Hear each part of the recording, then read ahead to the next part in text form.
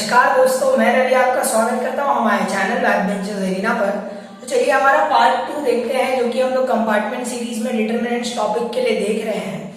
इससे पहले वीडियो में आपने डिटरमिनेंट्स का बेसिक एक इंट्रोडक्शन देखा था कि डिटरमिनेंट्स होते क्या है, और उसके बाद हमने एक्सपैंड करना सीखा था कि 1x1, 2x2 और 3x3 जो हमारे डिटरमिनेंट्स होते हैं उनको सॉल्व कैसे करना है। ठीक है, तो आज जो हम लोग टॉपिक स्टार्ट करने वाले हैं वो है प्रॉपर्टीज ऑफ डिटरमिनेंट। अब प्रॉपर्टीज ऑफ डिटरमिनेंट क्यों हम लोग सीख रहे हैं, क्योंकि इससे क्या हो जाएगा, हम लोग रोज और कॉलम को इंटरचेंज करके कुछ लॉज बनाएंगे। हमारे पास 6 प्रॉपर्टीज है। कितनी प्रॉपर्टीज है? 6। तो आज हम इस वीडियो में वो 6 प्रॉपर्टीज पूरी की पूरी देखने वाले हैं। और ये प्रॉपर्टीज का बेसिक मतलब क्या है, क्यों हम लोग इसे सीख रहे हैं, वो ये है कि इससे क्या होगा कि हम लोग पूरे जो हमारा एक मैट्रिक्स होता है, जैसे कि हमारा ये मैट्रिक्स डिटरमिनेंट के अंदर हम लोग लिखते थे 2x2 का 5, 4, 2, 1। तो हम लोग को बेसिकली प्रॉपर्टीज से क्या हेल्प होगी कि हम लोग यहाँ पर ज्यादातर 0 0 लाने की कोशिश करेंगे।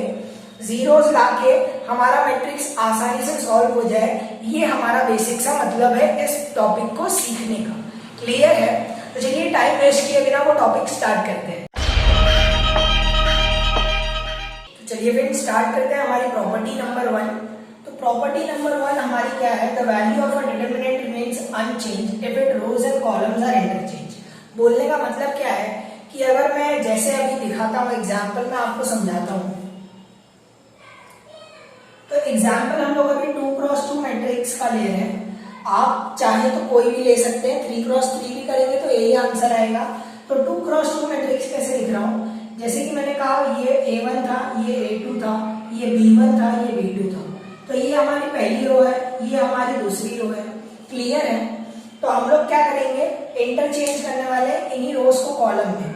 तो ठीक है, मैं सामने भी लिख लेता हूँ और दोनों की वैल्यू कंपेयर करके देखते हैं कि सेम आती है कि नहीं। क्या करेंगे, इसको कॉलम बना देंगे तो A1, A2 क्लियर है, और ये क्या हो जाएगा B1, B2।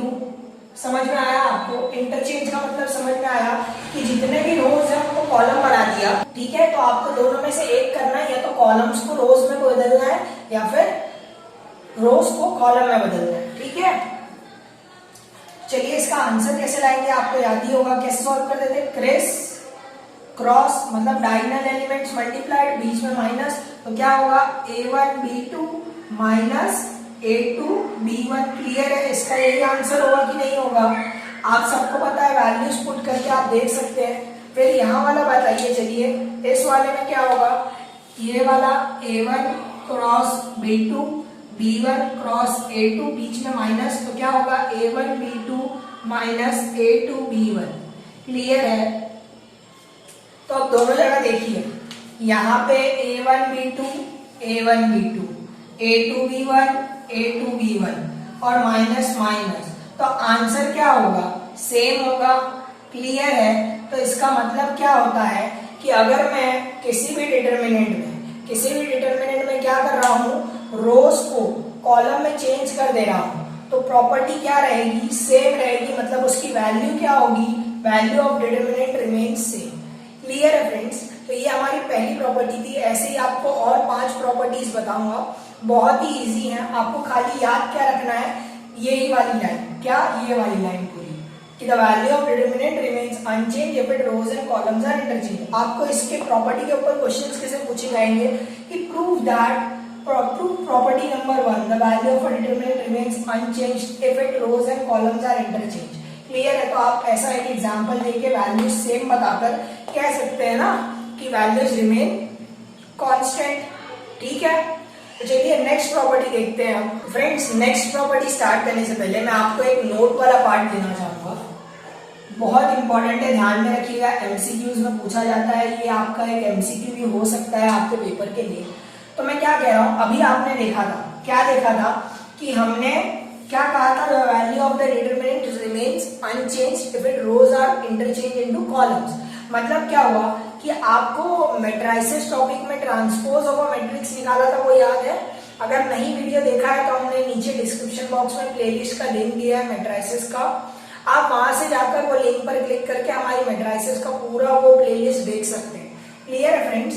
तो उसमें क्या हमने देखा था कि ए और एक ए ट्रांसपोज होता है। अगर मैं एक ए मैट्रिक्स बात करूं तो ए ट्रांसपोज क्या होगा, उसी का वो मैट्रिक्स जिसमें क्या कि रोज को कॉलम में इंटरचेंज कर दिया है। तो यहाँ पे क्या मतलब हो रहा है कि डिटर्मिनेंट ऑफ ए, मतलब जो मेरा वो नॉर्मल एक बनाया था A1 A2 B1 B2, इसको अगर आप ए मैट्रिक्स मान लें, क्लियर है, ए मैट्रिक्स मान रहा हूं पहले, ठीक है, और एक मैट्रिक्स मान लू ए डैश, मतलब ए ट्रांसपोज, टी लिखिए डैश लिखिए कोई दिक्कत नहीं है, ठीक है। तो इसको क्या लिखते हैं B1 sorry A1 A2 B1 B2, clear है। तो ये मैट्रिक्स, तो यहाँ हम लोग ने जो पहली प्रॉपर्टी देखी उसमें क्या देखा कि अगर हम लोग रोज को कॉलम में इंटरचेंज कर रहे हैं तो value of the determinants remain same. तो मतलब क्या हुआ कि determinant of A is equal to determinant of A transpose, clear है, समझ में आया। तो ये एक बड़ा एमसीक्यू हो सकता है, क्या कि determinant of a matrix A is equal to determinant of A transpose, clear है। चलिए नेक्स्ट प्रॉपर्टी स्टार्ट करते हैं। चलिए फ्रेंड्स नेक्स्ट प्रॉपर्टी देखते हैं, हमारी प्रॉपर्टी नंबर 2।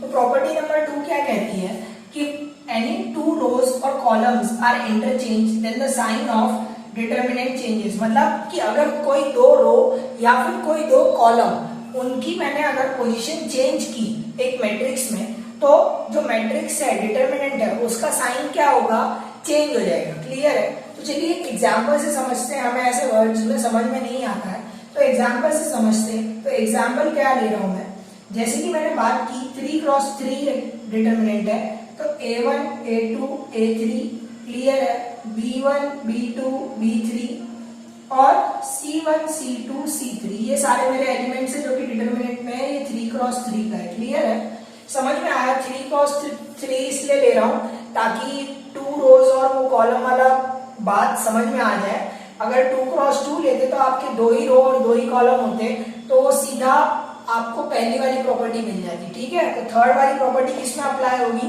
3x3 में, ठीक है। क्या कह रहे हैं, इफ एनी टू रोज, मतलब क्या कि कोई दो रोज, तो मेरी दो रोज कौन सी हैं, एक ये है एक ये है और तीनों रोज ही है ना, ये ऐसे ऐसे रोज है मेरी, तो इनमें से कोई भी दो सिलेक्ट करिए। चलिए हम लोग फर्स्ट सेकंड सिलेक्ट करते हैं। फर्स्ट सेकंड सिलेक्ट की, इनको क्या करना है, इंटरचेंज करना है। क्या करना है फ्रेंड्स, इंटरचेंज, इसके बाद वाला स्टेप बताता हूँ, इंटरचेंज करना है। तो इंटरचेंज कैसे करेंगे कि इसकी जगह पे इसको लिखो, इसकी जगह पे इसको लिखो। तो इंटरचेंज किया, क्या किया हमने, इंटरचेंज किया, ठीक है। इंटरचेंज करने के बाद क्या बन गई, B1 B2 B3, क्लियर है, A1 A2 A3 C1 C2 C3, clear है फ्रेंड्स। तो ये तो आपको समझ में आ गया। अब बोलिए सर आपने बताया कहाँ की वैल्यू क्या हो रही है, डिटर्मिनेंट का साइन चेंज हो रहा है, क्या चेंज हो रहा है, साइन चेंज हो रहा है। अब कैसे हो रहा है देखते हैं। चलिए इस वाले मैट्रिक्स को सॉल्व कीजिए। तो हम लोग एक्सपैंडिंग अलोंग रो 1 करेंगे, क्या करेंगे, रो 1, क्लियर है। आपने एक्सपांडिंग वाला सीखा ही है कि एक्सपैंड कैसे करते हैं, नहीं आता है अगर तो पिछले वीडियो का मैंने डिस्क्रिप्शन बॉक्स में लिंक दिया है, या फिर लास्ट में भी इस वीडियो के आपको लिंक दिया होगा, आप वहां से क्लिक करके पहले वो वीडियो देख सकते हैं, क्लियर है। तो चलिए स्टार्ट करते हैं। तो A1 के अलाउंग कैसे होगा, A1 इसको और इसको छुपा दीजिए, B2 C3 minus B3 C2, clear है। A2 के अलाउंग माइनस A2, बताया था ना प्लस माइनस माइनस, तो ये छुपा दीजिए, क्या होगा, B1 C3 minus B3 C1, clear है। फिर प्लस A3, कौन सा वाला, ये वाला, तो ये दोनों B1 C2 minus C1 B2, clear है। ये समझ में आया, ये वाला यहीं तक ले लेते हैं। फिर इस पे चलिए, इसमें भी क्या करेंगे, एक्सपैंडिंग अलोंग रो 1 करेंगे। तो रो 1 कर रहे हैं तो पहला एलिमेंट B1 दिखा आपको, B1, फिर इसको सॉल्व कीजिए, A2 C3 minus A3 C2 minus B2 के लिए A1 C3 minus A3 C1, clear है। प्लस B3 के लिए सॉल्व कीजिए A1C2 माइनस A2C1। क्लियर है? इतना क्लियर है फ्रेंड्स। चलिए नेक्स्ट स्टेप देखते हैं। तो नेक्स्ट स्टेप हमारा क्या होगा, इसी को मल्टीप्लाई कर देंगे तो क्या आएगी इक्वेशन, चलिए बताइए। A1B2C3 minus A1B3C2। क्लियर है? अब ये क्या होगा माइनस, तो minus A2B1C3 plus A2B3C1। Clear है? आप देख पा रहे हैं कि नहीं? तो और इधर ऊपर लिखता हूं, क्या होगा A3B1C2 माइनस A3C1B2। क्लियर है? देख पा रहे हैं ना आप फ्रेंड्स? क्लियर है? तो बेसिकली कुछ नहीं किया है मैंने, A1 A2 और A3 से पूरे इसको जो ब्रैकेट वाला पार्ट है इनको मल्टीप्लाई कर लिया है। यहाँ पे हमारा ये वाला पार्ट आया है, इतना आंसर आया है। ठीक है, अब ये वाला सॉल्व करते हैं। तो क्या होगा, B1 से मल्टीप्लाई कर दीजिए। तो पहले A2B1C3 माइनस, फिर से B1 से मल्टीप्लाई करिए तो A3B1C2। क्लियर है? यहाँ पे माइनस कीजिए, minus A1B2C3 plus A3B2C1। Clear है? यहां तक क्लियर है?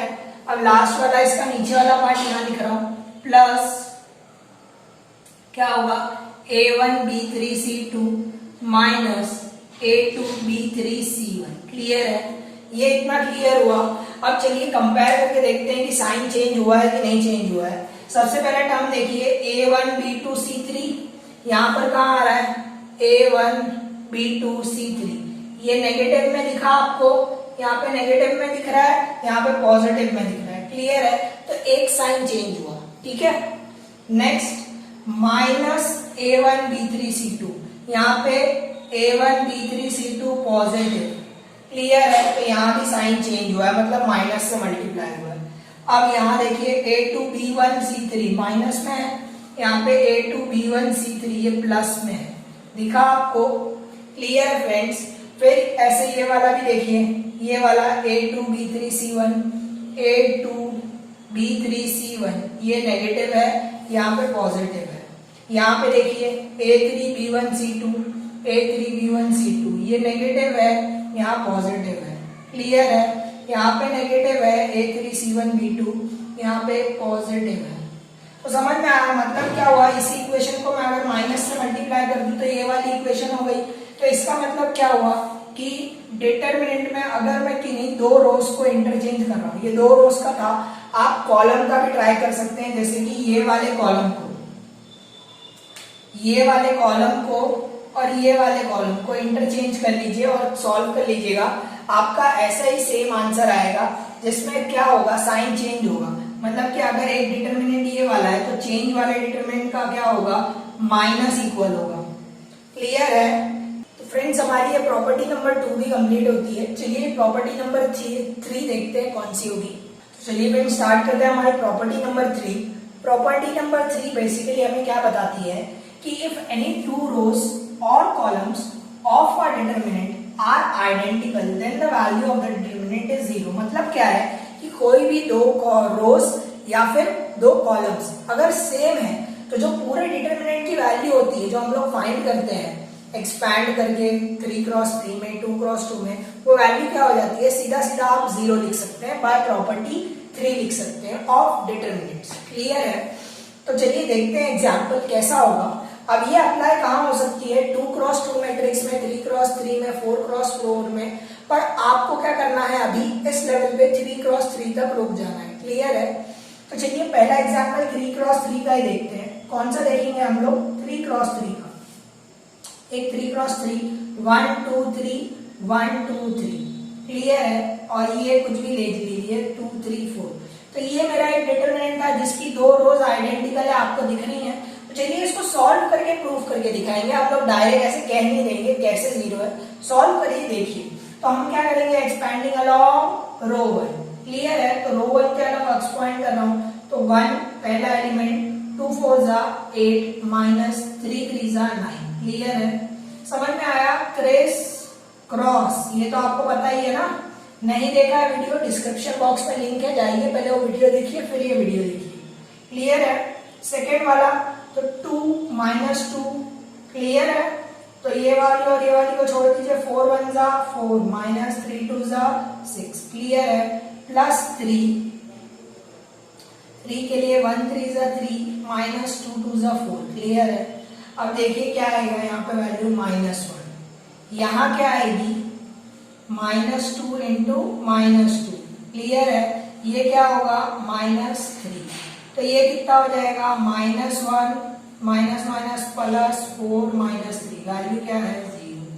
क्लियर है, समझ में आया कि अगर दो रोज आइडेंटिकल होंगे, ऐसे आप कॉलम के लिए भी देख सकते हैं। क्लियर है, आप वो ट्राई कीजिएगा, अगर नहीं आता है तो मुझे आप कमेंट बॉक्स में कमेंट करिएगा, मैं आपका आंसर आपको यहाँ पे ला के दिखाऊंगा। क्लियर है। नेक्स्ट एग्जांपल देखते हैं, हमने बात की थी 2 क्रॉस 2 में अप्लाई होगा, तो 2 क्रॉस 2 कैसा ले रहा हूं 1 2 1 2 क्लियर है, ये एक मैट्रिक्स है। अब आप देखते ही बता दोगे सर ये 0 ही होगा, कैसे क्रेस 1 2 जा 2 माइनस 2 1 जा 2, तो वैल्यू क्या आई 0। समझ में आई ये थर्ड प्रॉपर्टी, ये सबसे इजी थी।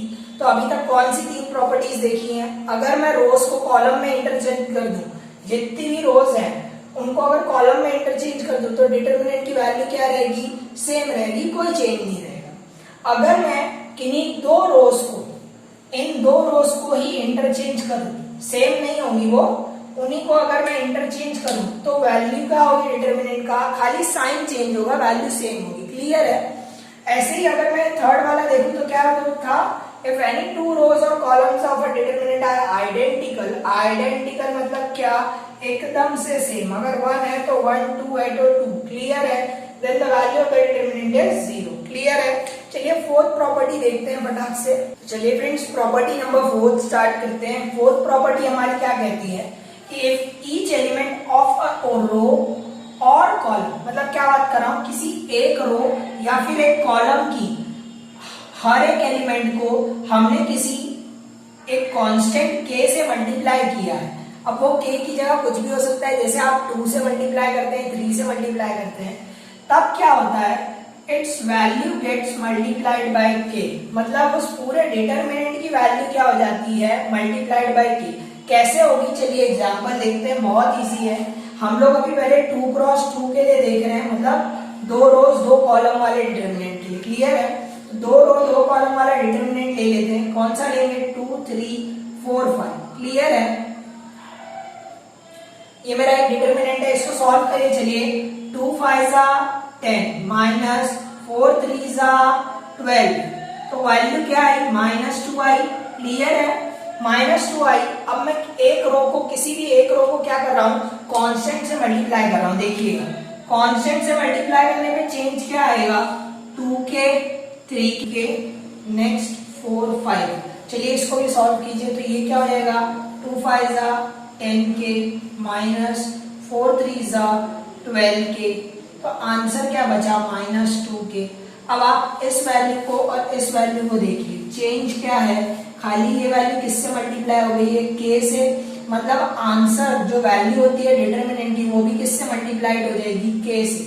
अगर मैं किसी एक कांस्टेंट से k कुछ भी लिखिए, आप k लिखिए या फिर कोई वैल्यू ले लीजिए 4 5 6 7, तो जो वैल्यू ऑफ डिटरमिनेंट होगी मल्टीप्लाई करने के बाद वो भी क्या हो जाएगी k के रिस्पॉन्स में लिखी रहेगी, k के साथ। क्लियर है फ्रेंड्स। तो चलिए नेक्स्ट प्रॉपर्टी देखते हैं, जो कि है हमारी प्रॉपर्टी नंबर 5, वो स्टार्ट करते हैं।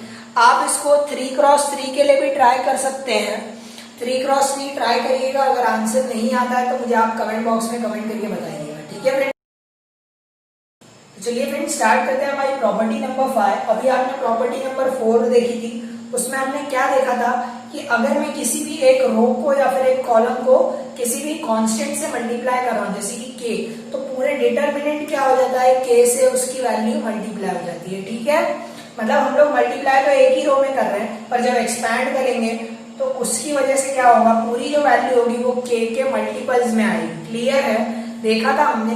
तो उससे क्या होगा, आपको किसी भी रो या कॉलम को कांस्टेंट से मल्टीप्लाई करना आ गया। अब कांस्टेंट से मल्टीप्लाई करना आ गया तो आप कॉमन भी तो निकाल सकते हो ना, अब कॉमन निकाल सकते हो कि नहीं एक रो या कॉलम में से। क्लियर है।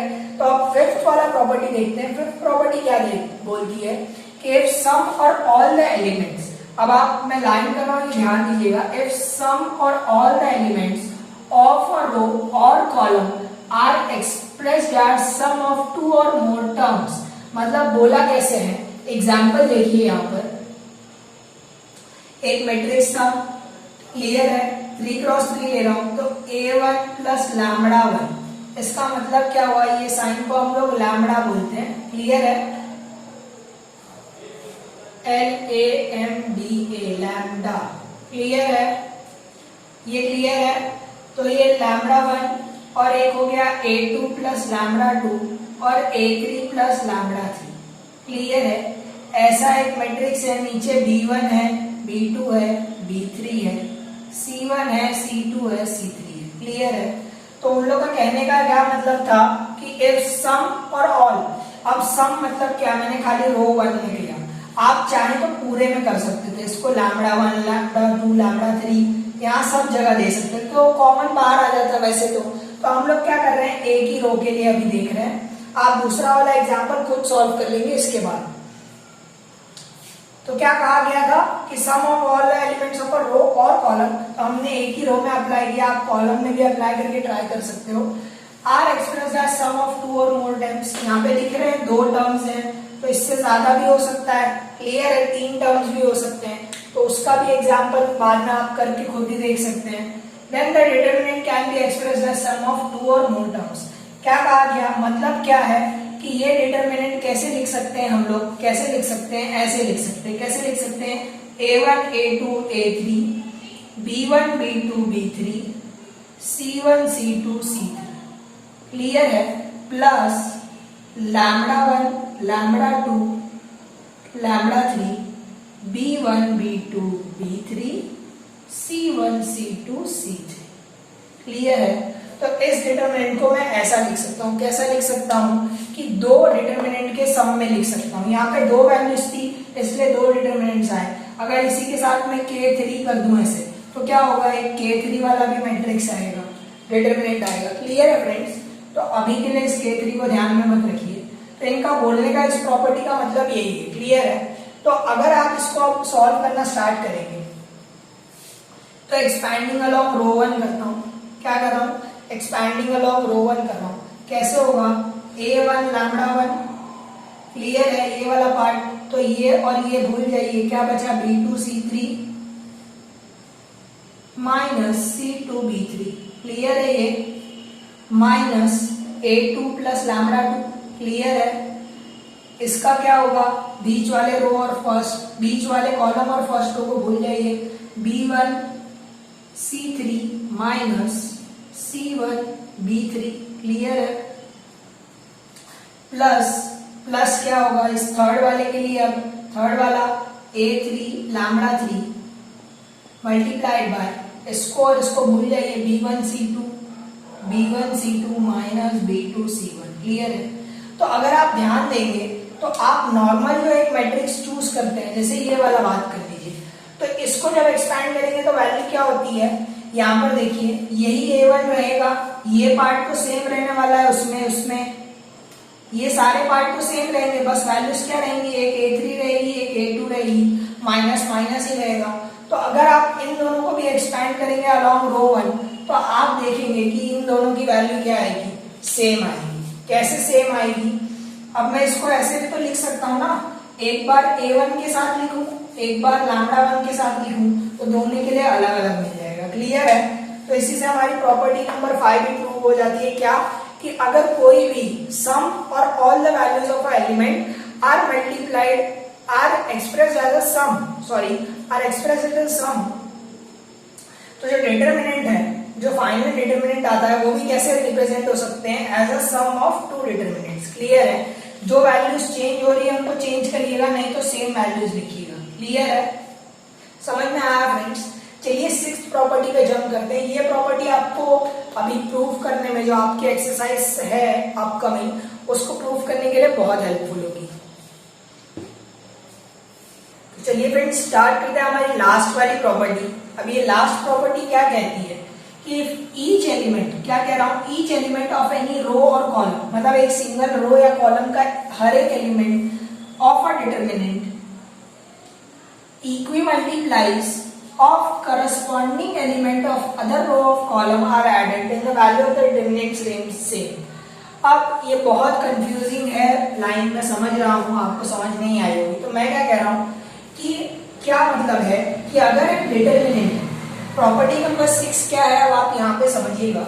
एक डिटरमिनेंट है A1 A2 A3 B1 B2 B3 और C1 C2 C3। अगर मैं इसमें एक ऑपरेशन परफॉर्म करूं, क्या ऑपरेशन परफॉर्म कर रहा हूं कि रो वन में रो 1 प्लस के टाइम्स ऑफ रो 3, क्या कहा मैंने, रो 1 में रो 1 प्लस के टाइम्स ऑफ रो 3 अप्लाई करूं तो कौन सा डिटरमिनेंट बनेगा, चलिए बताइए आप मुझे, कैसा डिटरमिनेंट बनेगा। A1 प्लस के C1, क्या होगा, A1 प्लस के C1। क्लियर है, यही मतलब है ना इस ऑपरेशन का। रो 1 कैसे चेंज हो गई, A1 प्लस के C1, A2 प्लस के C2 और A3 प्लस के C3। क्लियर है, समझ में आया। और यहाँ पे क्या हो जाएगा, B1 B2 B3 C1 C2 C3। ये तो चेंज नहीं होगी, चेंज किसमें होना है, रो 1 में। तो उनका कहने का यही मतलब है कि इसकी जो नॉर्मल डिटरमिनेंट है, इसकी value will be equal to इसकी वैल्यू, किसकी, ये वाली वैल्यू चेंज नहीं होती है, रिमेन सेम होती है। कब, अगर ऐसा कोई ऑपरेशन है, कैसा, आर आई रो और जे रो जो भी हो सकता है आप बोलिए, तो आर आई प्लस के आर जे, अगर ऐसा बोलूं तो ऑपरेशन क्या होगा, इस ऑपरेशन को अप्लाई करने के बाद जो दोनों डिटरमिनेंट्स है उनकी वैल्यू क्या होगी, सेम होगी। अब कैसे होगी चलिए देखते हैं। ये वाले डिटरमिनेंट की आपको वैल्यू पता ही है क्या होती है, नॉर्मल होगा, जो अलोंग रो 1 करो एक्सपैंड करोगे एक वैल्यू आएगी। इसको देखते हैं क्या आएगा, ये डिटरमिनेंट याद रहेगा आपको। चलिए इसको देखते हैं।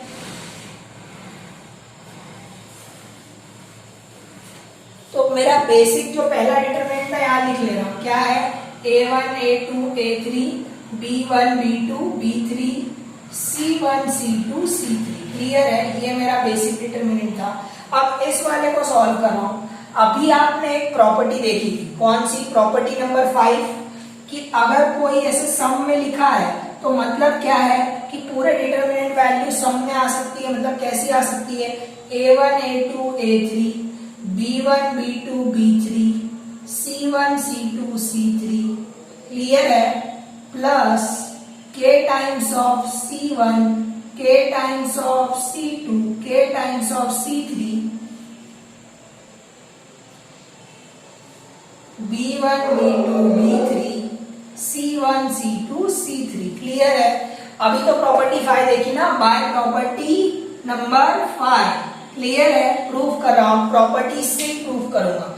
फिर उससे पहले प्रॉपर्टी नंबर 4 देखी थी, अगर किसी भी ये पूरा मल्टीप्लाई के से होता है तो इसमें से मैं कॉमन निकाल सकता हूं। मैंने आपको कहा था, बताया था लास्ट वाले में जब प्रॉपर्टी नंबर 5 स्टार्ट कर रहा था, तो इसमें से कॉमन ले लिया के, तो हुआ क्या, के बाहर निकाल दीजिए, हटा दीजिए, चलिए के हट गया।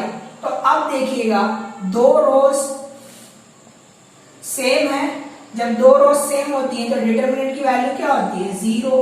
बचा क्या, ये बचा क्या, A1 A2 A3 B1 B2 B3 C1 C2 C3। तो अब देखिए इन दोनों की वैल्यू सेम होगी कि नहीं होगी, यही तो ये प्रॉपर्टी कहना चाह रही है। क्लियर है फ्रेंड्स, तो इसी के साथ हमारी 6 की 6 प्रॉपर्टीज खत्म होती हैं। नेक्स्ट वीडियोस में हम लोग एरिया ऑफ ट्राइंगल के सम्स जो आ सकते हैं डिटरमिनेंट से कैसे सॉल्व करेंगे वो देखते हैं। और अगर आपने अभी तक चैनल को सब्सक्राइब नहीं किया तो चैनल को सब्सक्राइब कर लीजिए। वीडियो पसंद आ रही हो तो वीडियो को लाइक करिएगा, अपने फ्रेंड्स के साथ शेयर करिएगा। Thank you for watching.